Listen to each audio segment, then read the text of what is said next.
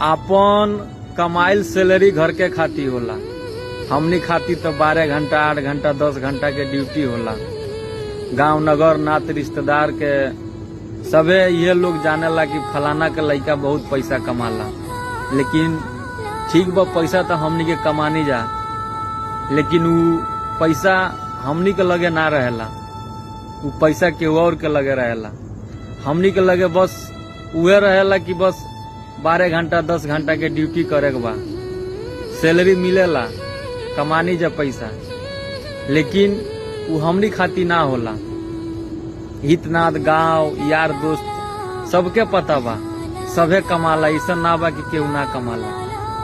कमानी जा हमनी के, लेकिन उ सैलरी उ पैसा हमनी खाती ना होला। हमनी खाती बस 12 घंटा 10 घंटा 8 घंटा के ड्यूटी होला।